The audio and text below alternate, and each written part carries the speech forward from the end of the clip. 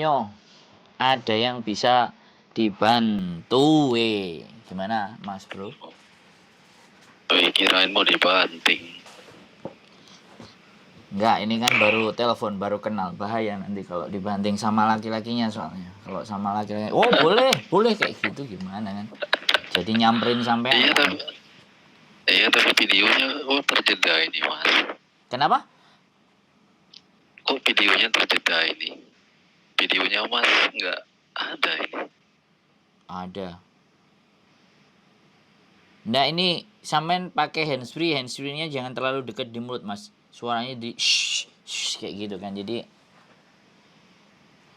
Oh iya ada apa-apa. Maaf Mas. suaranya kecil sekali sampean. Oh iya. Nah, Maaf. ini lebih syahdu. Gimana? Ada yang bisa saya kondisikan atau bagaimana atau seperti apa? Masnya kali. Waduh, kecil suaranya. Nggak denger lu. Halo? Halo?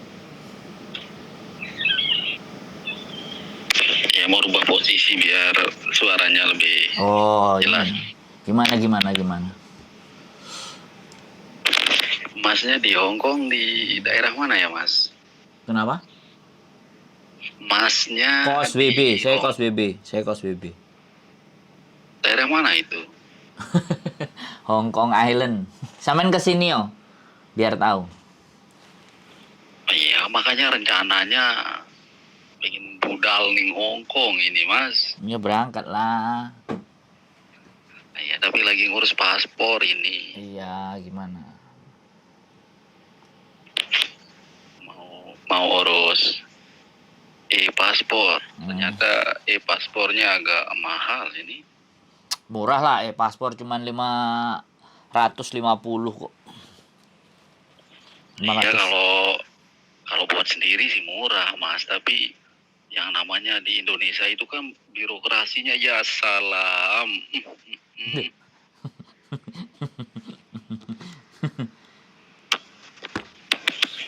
Pasti dipersulit kalau kita yang pergi buat sendiri.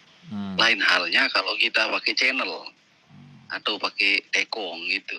Tekong. Iya, pasti mudah.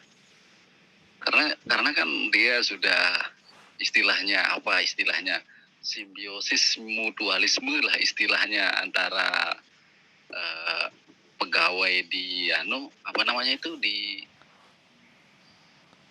Yes, itulah. apa namanya itu? Ya, bes itulah. Iya. OD, orang dalam. Gitu aja bahasanya. Iya, orang dalam kan. Nah, gitu itu aja. sudah saling menguntungkan kan. Nah, orang dalam gitu aja. Terus gimana ini ceritanya? Soalnya kan ketika saya pergi bawa berkas mengajukan pembuatan paspor, selalu ada aja bahan atau berkas yang nggak ada. Nah, ketika saya mencoba lewat tangan orang yang biasa buat paspor, selalu ada. Wah, ini nakal, ini sudah Indonesia nggak maju-maju sudah kalau kayak gini, saya bilang. Tapi ya yang namanya kita butuh ya kita jalani sudah. Ya kan udah berhasil kan? Udah berhasil. Ya, kan? tapi kan masih dalam proses ini kan. Terus gimana nih? Ya kebetulan kan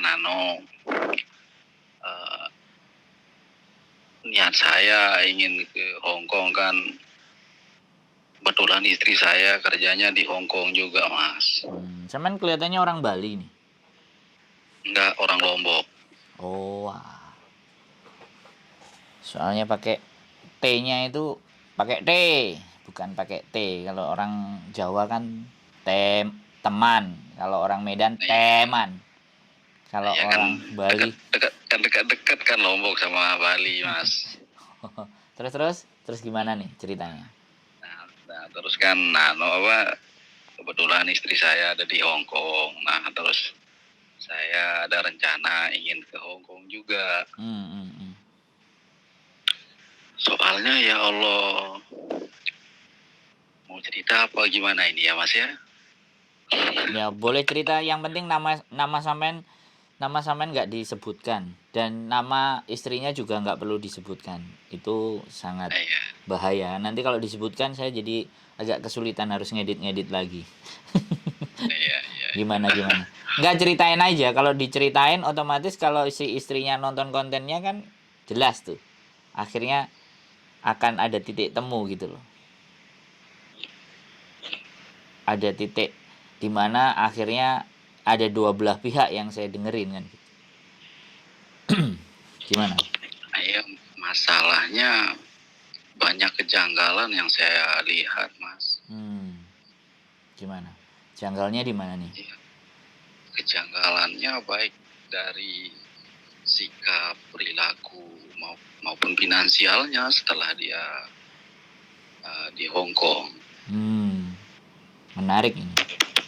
Nggak apa-apa, disuarakan aja supaya juga penonton saya juga ngelihat para istri-istri. Jadi ceritanya nggak dari satu pihak, dari dua belah pihak akan disimpulkan kan, kayak gitu tuh. Iya, iya, iya. Jadi saya senang kalau bisa jadi media untuk keduanya saling akur, saling baik, saling benar gitu loh. Karena ya begitulah, soalnya banyak sekali kasus kan. Iya, jadi Ya, kan dia sekarang berada di Hong Kong atas seizin saya kan. betul. Terus Nah, lantas saya memberikan izin sama istri saya karena kita sudah buat komitmen kan. Komitmen, dan saya tahu niatnya dia itu pergi ke Hong Kong untuk merubah atau memperbaiki ekonomi keluarga lah. siap. Tapi kenyataannya sekarang nggak sesuai ekspektasi, Mas. Gimana ini? Tidak sesuai ekspektasinya ini gimana nih? Supaya bisa diperjelas. Ya kan maksud saya kan ini. Yang namanya suami istri itu nggak ada yang seharusnya yang diprivasi atau disembunyikan kan. Itu sebabnya kita sudah menjalin yang namanya rumah tangga dan bersuami istri, bukankah begitu, Mas? Siap. Ya, kayak saya sama istri, kunci HP saya dia tahu gitu. Terus gimana? Nah, lebih-lebih lagi ketika kita sudah menjalani yang namanya LDR. Tentu setiap ada perubahan dari sikap, bicara maupun tingkah lakunya setelah dia di Hong Kong, tentu akan menimbulkan banyak pertanyaan di otak kita kan. Nah, tetapi kadang saya nggak mau untuk menegaskan semua pertanyaan yang ada di kepala saya. Nah, takutnya nanti saat dia merasa tertekan, karena saya tahu juga kan yang namanya jadi PRT itu kan nggak selamanya PRT itu menemukan majikan yang baik atau yang itu. Kadang ada yang kasar, ada yang pokoknya berbagai macam sudah. Nah, tapi setelah saya biarkan, tapi kok makin menjadi-jadi aja ini. Sampai-sampai kadang kalaupun saya pertegaskan, kok kamu begini ya? Kenapa harus diprivasi? Kenapa harus ada hal-hal yang janggal kamu perlihatkan? Bukankah kita sudah suami istri dan tidak ada yang seharusnya yang kamu sembunyikan? Nah, ketika saya tegaskan seperti itu, malah dianya yang melunjak, Mas. Halo Mas. Siap. Saya memperhatikan sampean ngomong. Iya, makasih Mas. Ya, sambil disuarakan juga biar para istri yang merantau di sini juga dengar suaranya suami. Kan seru tuh. Iya, malah Saya senang. malah dianya ngelunjak. Lah, kok kamu gini? Kan kita ini sedang diskusi atau sedang apalah gitu. Seharusnya kamu santai caranya bicara, nggak perlu kamu ngelunjak. Malah sampai terjadi pemblokiran loh Mas. Sampai terjadi pemblokiran, udah berapa kali saya gonta-ganti nomor WA. Dan saya lihat juga sebagian banyak istri-istri yang sudah, maksud saya yang sudah bersuami terus istrinya di Hongkong atau di luar negeri, banyak kan berubah Mas. Heran saya, apakah itu karena pengaruh Hongkong yang glamor atau karena banyaknya teman baru atau bagaimana, entahlah, saya kurang tahu Mas. Saya kasih tahu nanti Mas. Sampai setelah selesaikan semuanya saya kasih tahu. Ini sesi saya mendengarkan sampean dulu.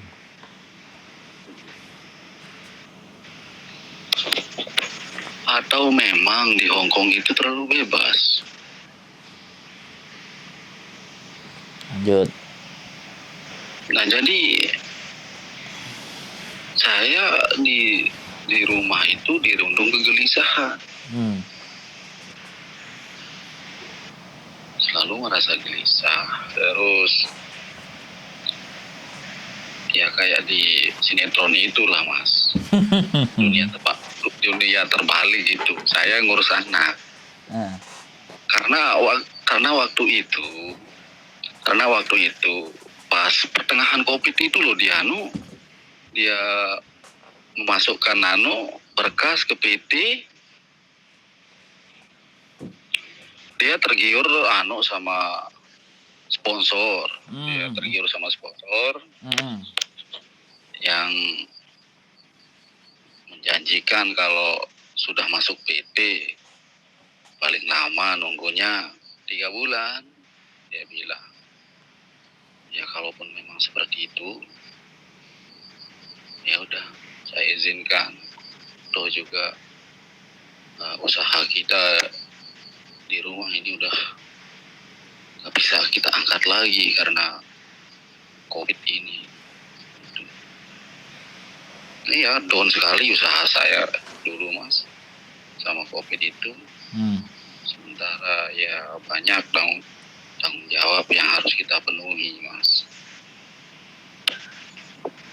Beban lah itu, ya beban itu kan umum, bisa beban utang atau beban apalah itu kan Mas ya. Siap.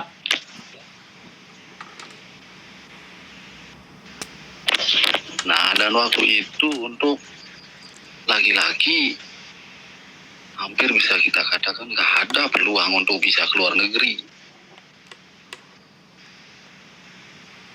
Kalau untuk wanita ada, tapi tidak begitu banyak lah. Paling sekitar berapa yang bisa diterima itu. Akhirnya ya saya izinkan istri saya. Pas nyampe di PT, nunggunya itu ya Allah ya salam, sampai 1 tahunan loh Mas di PT. Sampai ngabisin berapa biaya itu. Soalnya kan nggak mungkin di PT nggak pegang uang, walaupun di PT ditanggung makan minum, tapi ya nggak mungkin seenak makannya di rumah. Dan juga dia pasti juga ingin belanja atau ingin beli ini itu kan. Jadi ya banyak biaya yang dikeluarkan selama di PT. Nah, udah di PT lama, biaya banyak kita keluarkan, nyampenya di Hong Kong, sikap dan perilakunya berubah lagi, Mas. Ya Allah, ini bukannya bisa memberikan kenangan, tapi malah menambah pusing lagi kalau begini sikapnya istri saya setelah di Hong Kong. Itu mikirnya saya, Mas. Pokoknya dalam 1 bulan itu hampir 2-3 kali saya perang mulut blokir. Saya apa yang diblokir? Ya Allah ya Rabbi, saya bilang luar biasa.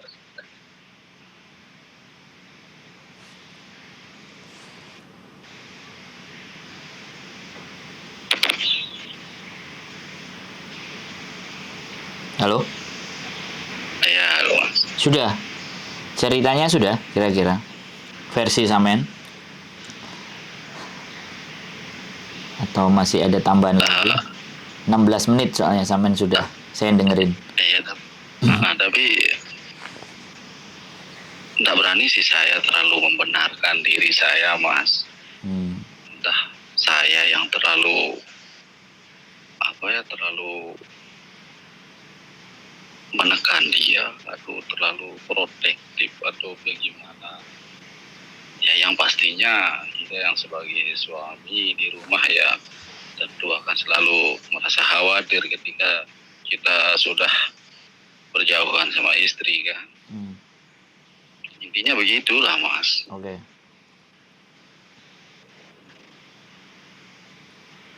Saya kira itu aja dulu, Mas. Oke. Jadi banyak sekali ya. Dan saya bersyukur ternyata ada pihak laki-laki yang mau nelpon saya. Jadi kalau ada laki-laki suaminya yang ada di sini, itu sekalian juga saya sampaikan ke teman-teman semuanya bahwa tidak hanya wanita saja boleh curhat, laki-laki bukan curhat ini, tapi lebih jadi teman ngobrol. Jadi saya yang ada di sini dan Samen yang ada di Indonesia. Kalau Samen pertanyaan tadi, sifat mulai berubah, kemudian apakah di Hong Kong itu bebasnya sangat luar biasa atau bagaimana, atau karakter itu berubah. Sebenarnya saya jawab namanya memang lain lubuk, lain ilalang, lain danau, lain ikannya juga. Jadi ketika orang Indonesia datang ke Hong Kong itu, kalau mereka yang tidak punya pondasi dasar dan prinsip hidup yang kuat, pasti bisa bergeser. Buktinya tidak hanya dibuktikan dari perubahan sikap kepada suami, bahkan yang berubah gendernya, artinya menyukai bukan laki-laki, menyukai perempuan itu juga banyak gitu. Iya, paling banyak dia berteman sama yang kayak gitu juga, Mas. Ya, oke. Makanya saya cerita dulu. Jadi justru sebenarnya ketika telepon sama sampean itu keluh kesahnya tersampaikan. Rasa capeknya yang ada di sini tersampaikan. Tapi kadang-kadang namanya laki-laki dan pria di Indonesia pun atau pihak suami pun, masa kamu ngeluh terus? Saya juga butuh dong.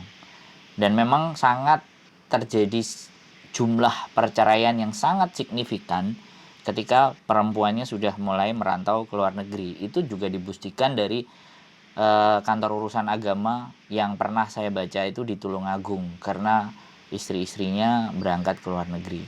Nah, itu memang salah satu faktor. Kalau saya bilang itu yang dinamakan dengan culture shock. Dalam bahasa ilmiah, culture shock itu orang yang tidak mampu dan tidak siap terhadap sebuah perubahan keadaan yang secara tiba-tiba. Dari Indonesia ke Hong Kong itu luar biasa. Di Hong Kong kita mau nggak pakai baju, kita mau pakai BH aja, celana pendek aja, jalan itu sudah tidak jadi masalah. Tapi ketika itu di Indonesia kita mesti ada tata krama, sopan santunnya. Oh, nggak boleh ini, nggak boleh itu. Terus bertamu lebih dari jam berapa, bahkan satu rumah, satu ruangan sama lawan jenis dengan durasi waktu yang jauh lebih panjang. Itu di Hong Kong kalau ada yang mengusik, kita lapor polisi, yang ngusik itu yang malah kena. Kalau di tempat kita kan nggak digrebek, yang grebek aman, yang digrebek malah yang kena nanti dipolisikan. Tapi di Hong Kong tidak begitu, yang grebek itu yang ditangkap polisi karena mengganggu keamanan. Karena berdua-duaan itu secara hak asasi manusia mereka mengakui, tapi secara adat agama, nah itu tidak. Ini adalah perubahan yang signifikan yang pertama. Jadi perilaku-perilaku yang terjadi mungkin yang sampean rasakan.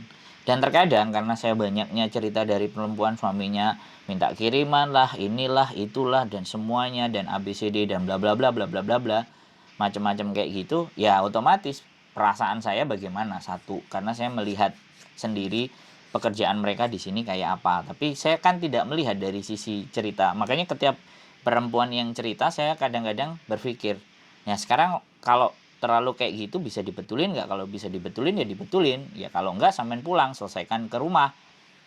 Jangan terlalu lama di sini. Kalau mau urusan duit aja, sampai kapanpun, ya itu lama-lama akan jadi pecah, nggak bisa dipertahankan lagi. Sekarang milih keluarga apa milih uang? Kalau milih keluarga ya pulang. Kalau milih uang ya sudah, bagaimana menyelesaikannya secara benar. Kalau berangkat baik, pulangnya juga harus baik, kan seperti itu. Bahkan ada beberapa cerita dari perempuan yang ada di sini pun, saya membebaskan suami saya karena memang saya tidak bisa memenuhi kebutuhan apapun. Cuman saya ingat bahwa kita punya anak yang harus dijaga, kita punya rumah tangga yang harus dipertahankan. Jadi ada yang cerita sampai seperti itu. Jadi saya mengapresiasi orang-orang yang artinya dari suaminya bisa menerima, akhirnya apa yang dikirimkan jadi, semuanya beres, aman, dan dia menunggu istrinya untuk pulang. Dan saya juga mengapresiasi para istri-istri yang tahu bahwa di sini dia tujuannya untuk keluarga dan tidak belok ke kiri dan ke kanan. Walaupun jumlah yang belok ke kiri dan ke kanan itu juga jumlahnya lebih agak-agak juga lumayan banyak, tapi lebih banyak yang lurus sih menurut saya. Dari apa yang ingin sampean sampaikan terjadi di sini sangat bertolak belakang dengan Indonesia yang pastinya. Dan yang kedua, ketika seseorang dari nggak pernah megang uang sampai mereka pegang uang sehingga bisa melunasi apapun yang ada di Indonesia, itu ada sebuah prestis atau kebanggaan. Nah di situ yang kadang-kadang yang sampean tadi katakan mulai ngelunjak karena dia menganggap dia bisa, pasanganku nggak bisa. Nah kenapa kalau biasanya ngelunjak? Karena mungkin teleponnya setelah kerja itu sampean pasti tahu psikisnya pasti capek. Bahkan istri saya sendiri kalau pulang kerja ngomelnya pasti nggak karu-karuan. Makanya saya harus tahu. Aku bilang ya sudah, kalau kamu marah tidurlah dulu sebentar, besok pagi kita bicarain. Saya harus nahan begitu. Istri saya juga kerja mas, pulangnya juga jam 11:30, berangkatnya 11:30 siang, pulangnya juga 11:30 malam. Kalau kerjaannya saya cuma ngonten, otomatis saya yang harus punya kelegaan hati dan pikiran untuk memahami bekerjanya dia. Sama, jangankan itu, kalau saya cerita sama sampean yang saya ada di sini aja, ya bukan membuka aib pasangan, enggak. Tapi ada beberapa hal yang memang sudah sebenarnya tidak layak dilakukan oleh seorang istri kepada suami. Cuman saya berpikir sayalah suaminya, saya yang harus membentuk, saya yang harus ngajarin, saya harus ngasih tahu. Perlahan berjalannya waktu, pernikahan kami 5 tahun, ada perubahan yang lebih baik. Dan seperti itu, saya nggak perlu jelaskan detailnya, namanya rumah tangga, sama-sama sampean rumah tangga, saya juga rumah tangga. Bedanya sampean berjauhan, saya berdekatan. Tapi yang dekat saja bisa sampai seperti itu, apalagi yang jauh, saya bisa bayangkan itu. Dan terkadang saya... Itu dia. Kenapa? Nah itu dia, makanya kalaupun yang sudah dekat aja bisa bersikap agak ngelunjak, apalagi yang berjauhan. Nah, iya, jadi makanya sekarang tinggal keyakinannya sampean sebagai seorang pasangan bahwa ada keluarga yang harus dipertahankan.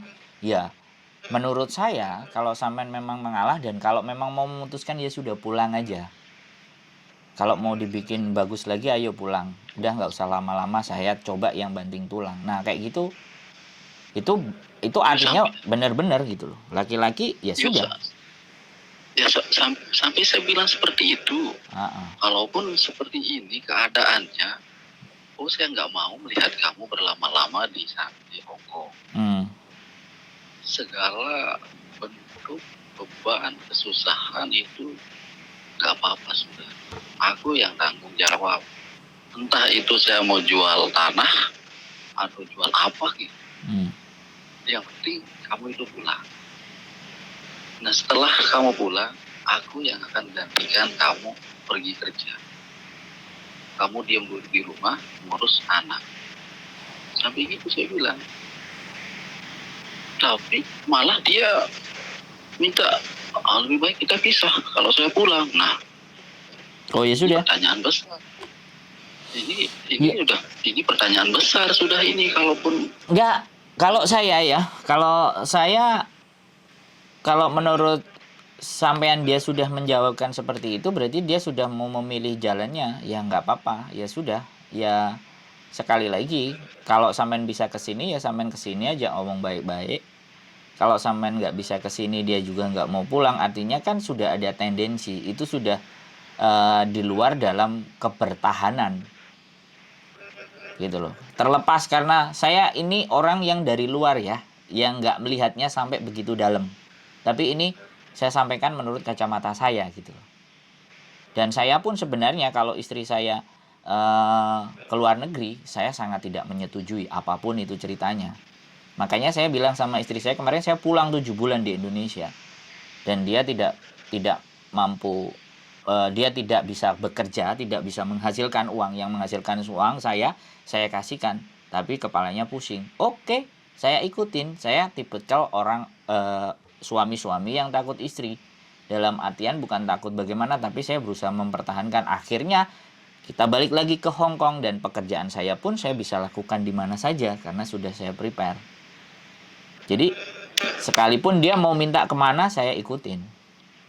Karena memang benar kan, saya mau berumah tangga dengan dia. Karena kalau sampai jauh sudah pasti semuanya akan kelar, akan selesai. Makanya saya selalu ngikut gitu loh. Tapi dia ngerasa nggak pegang duit di Indonesia, mau apa? Di sekian aku dapat gaji sekian, kamu nggak cukup, ya sudah, ayo balik lagi.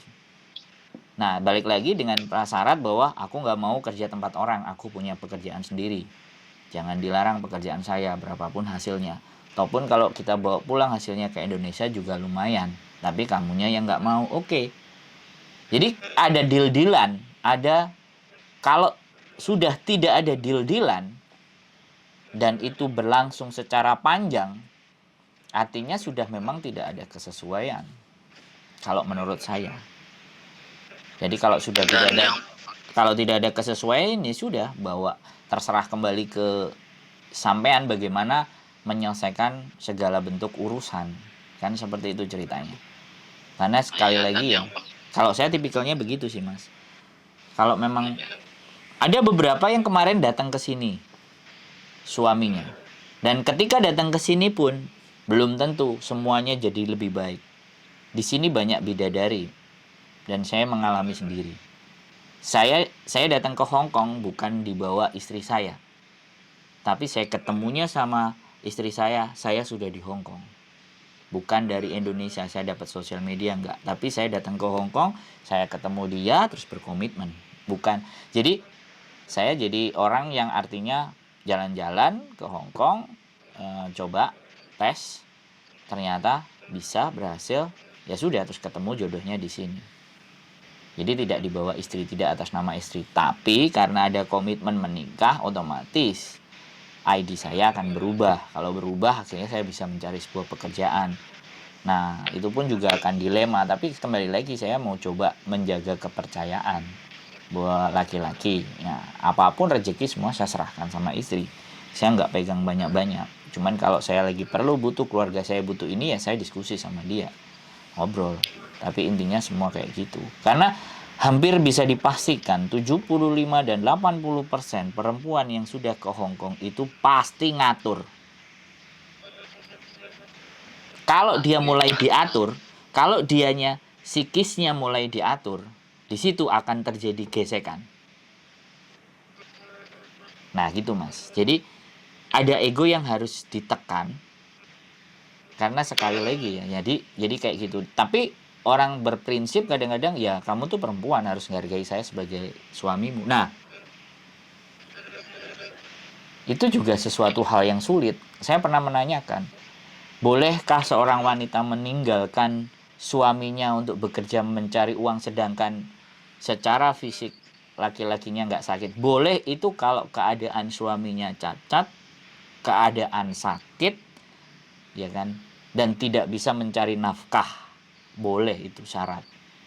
Tapi kalau suaminya sehat dan nggak, itu secara, kalau kita berpedomannya agama loh ya, kalau berpedomannya agama itu, saya pernah dalam pengajian menanyakan hal itu.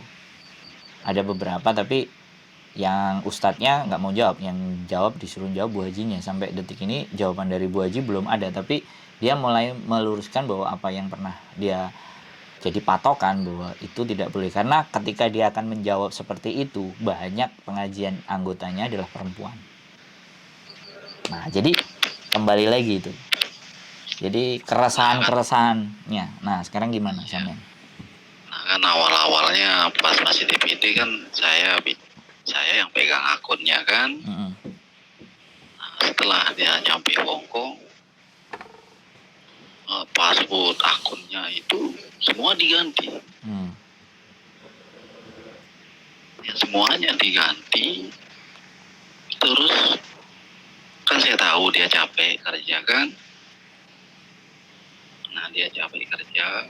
Nah, di saat saya telepon, kadang dia marah-marah. Oh ya, maaf kalau aku mengganggu istirahatmu. Ya oke lah, kamu istirahat aja. Nah, tapi kan insting saya itu nggak sedangkal itulah, Mas. Nanti sekitar jam 12 atau jam 1 saya coba telepon dia.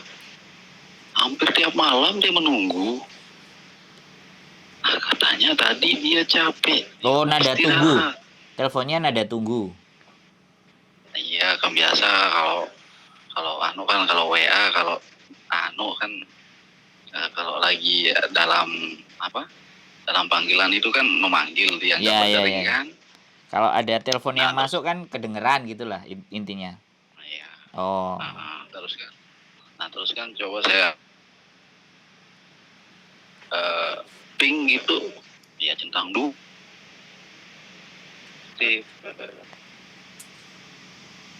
Dan itu hampir tiap malam terjadi, Mas.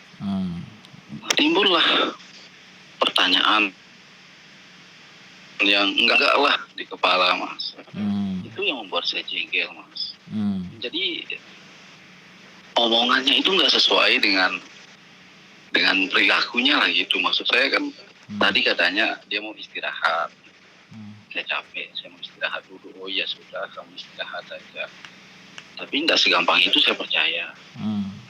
Saya coba telepon dia jam 12 atau jam 1, selalu menunggu. Lah,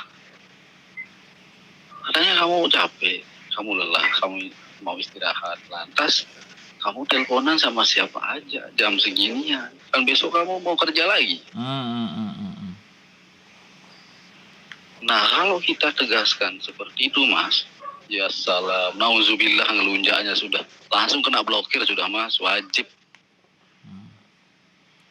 Saking sadisnya, Mas.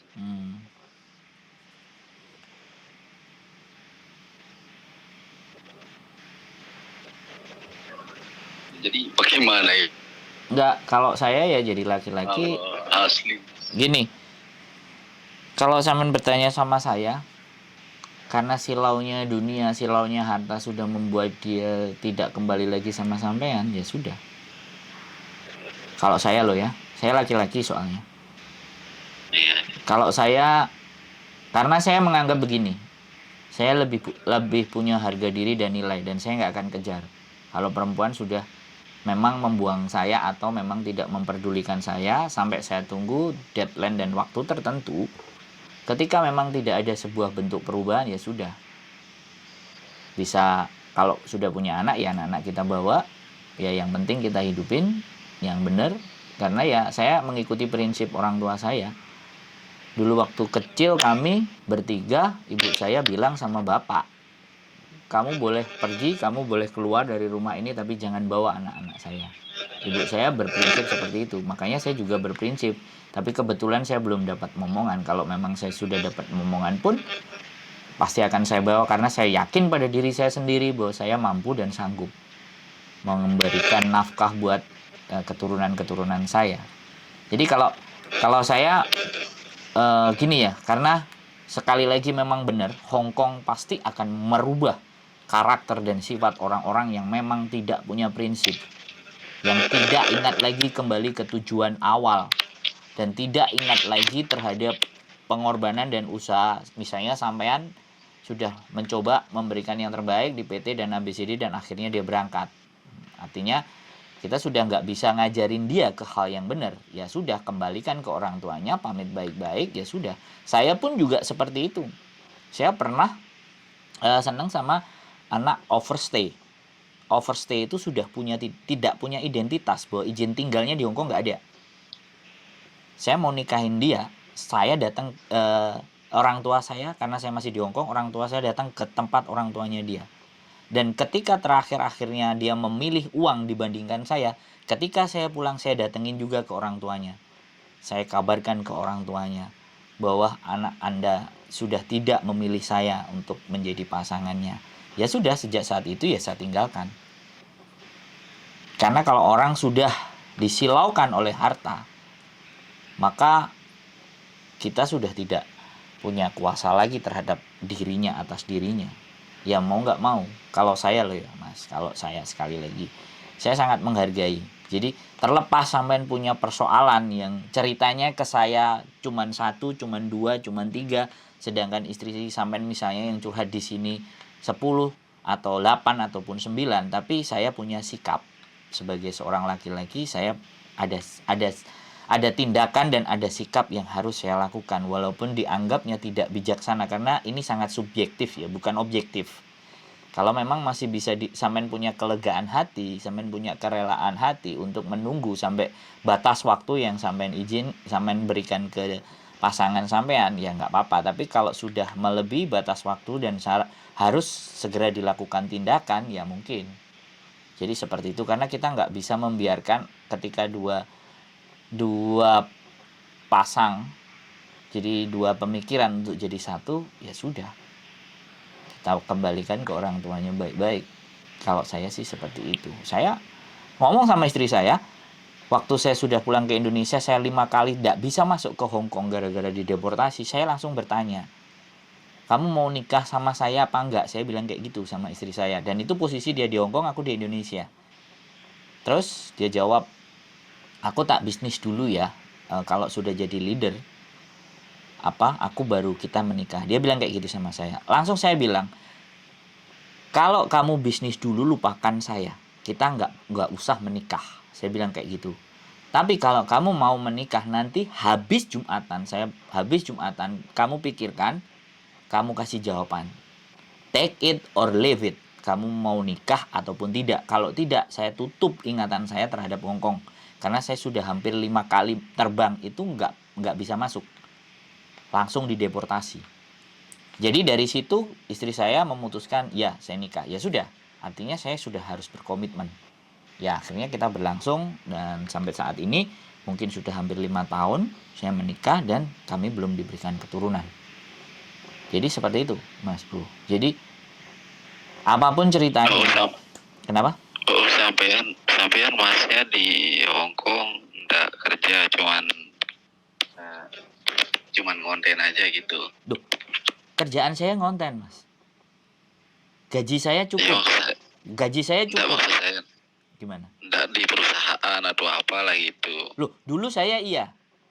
Tapi karena channel YouTube yang saya kelola dan yang punya saya pribadi sudah menghasilkan angka, ya sudah. Karena saya anggap saya cukup untuk membiayai sewa rumah dan mungkin makan aja cukup. Dulu saya cari-cari kerja, tapi sekarang saya tekuni YouTube sejak 2018. Oh, sudah lama jadinya ya channelnya ya. Nah, sampean kan taunya naiknya kita baru hari ini, tapi saya 2018 dan memang saya niatin, dan dari awal saya bikin komunitas.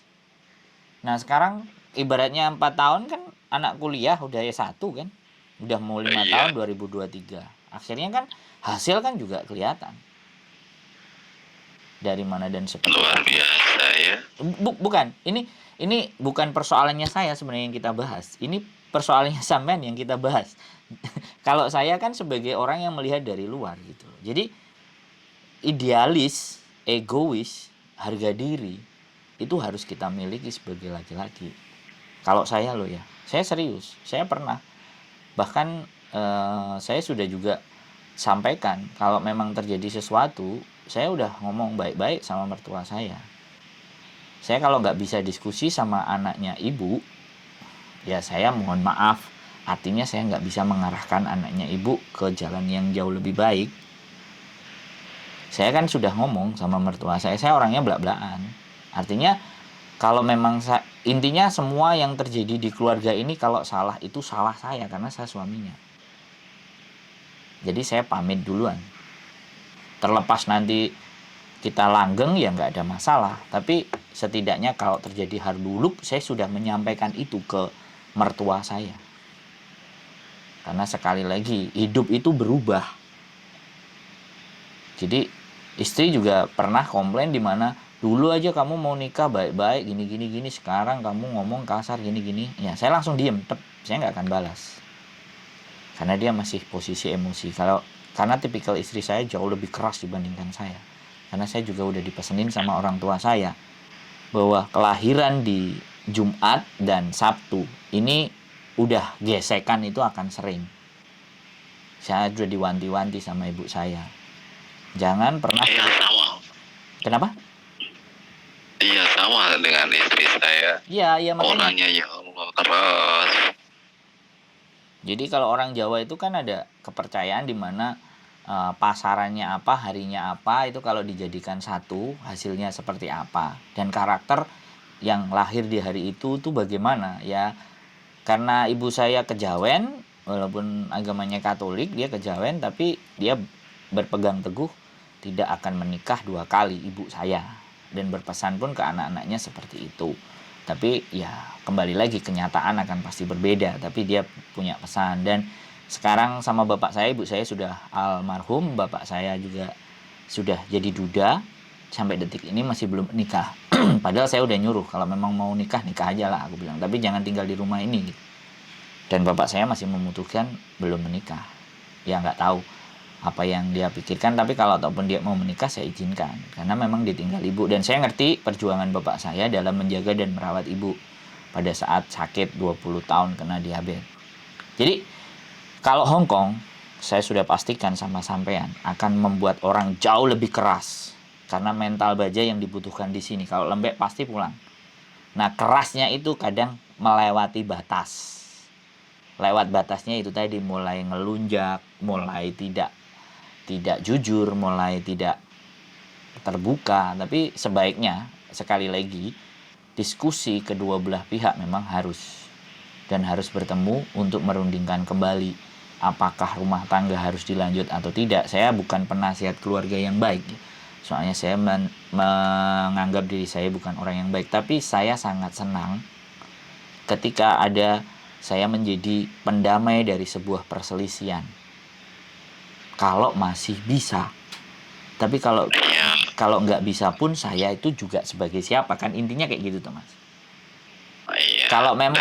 Kalau memang sampean nanti dari konten ini kan, nanti dari konten ini kalau sampean kan ini sudah ada namanya. Nah, kalau nanti ternyata istrinya merespon dan bisa saya ajak ngomong, ya mudah-mudahan ada sebuah bentuk perubahan. Gitu loh. Amin. Jadi sekali lagi saya tetap don't lose our hope. Jangan sampai kehilangan harapan.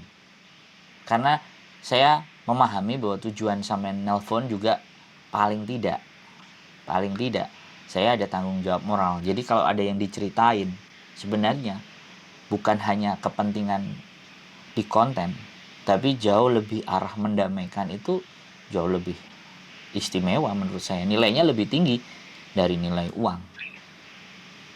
Dan mungkin juga Mas, yang membuat banyak perubahan pada istri saya mungkin karena banyak teman-teman baru yang, ya kan, yang namanya teman baru itu ndak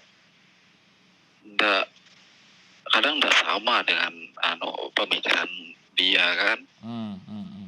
Betul. Kadang dia memberikan masukan yang sehat, kadang ada juga yang memberikan masukan yang ya entah hancur. Iya pasti. Iya benar. Makanya kalau nanti sampean tidak keberatan, boleh di WhatsApp namanya. Nanti ketika pihak istri sampean melihat ini juga, kalau dia mau datang, saya sangat tunggu. Jadi saya juga akan ngomong di konten. Istri dari bapak yang dari Lombok ya tadi kan, yang kalau sampean dengar, ayo kita bicarakan, kita diskusi. Kalau ibaratnya sampean mau, kalau sampeannya nggak mau ya sudah. Karena sekali lagi saya juga ini dari pihak yang tidak ingin mencampuri urusan, tapi ketika ada dua belah pihak dan dua-duanya bercerita, ya saya berharap ada kebermanfaatan nilai saya sebagai manusia ketika hidup. Saya senang. Sebenarnya saya mengharapkan yang kayak gini, Mas. Jadi juru damai sebisa mungkin. Sekali lagi sebisa mungkin. Karena kalau udah cara berpikirnya beloknya nggak karu-karuan, otomatis. Karena saya sampai nelpon ke saya, WhatsApp ke saya, itu baik-baik. Nah, karena ada yang tiba-tiba misalnya marah, pasangannya marah, terus langsung tiba-tiba ngelabrak. Artinya, ya kan, sekali lagi tidak melihat sisi positif. Tapi sampean WhatsApp-nya baik-baik, ngomongnya juga baik-baik, artinya ada itikat baik gitu. Nah, ketika saya melihat itu, ya mudah-mudahan yang nonton ini, yang istrinya dari Lombok, mudah-mudahan sampean juga mendengar suara dari sang suami. Nah, sekarang kira-kira sampean apa yang ingin sampean sampaikan kalau tohpun konten ini ditonton pasangan sampean atau wanita yang lain di Hongkong ini? Boleh, sampean boleh bercerita atau menyampaikan. Ya kalau bisa untuk para pejuang devisa atau pejuang keluarga. Iya, pejuang keluarga. Betul. Baik perempuan maupun laki-laki. Ya, jangan terlalu larut dengan kebebasan yang ada di Hong Kong. Siap. Atau glamornya di Hong Kong, sehingga banyak perubahan pada dirinya lah itu, Mas. Siap. Jadi kalau bisa keluarga itu selalu jadi titik poin lah dari semua perjuangannya itu. Siap.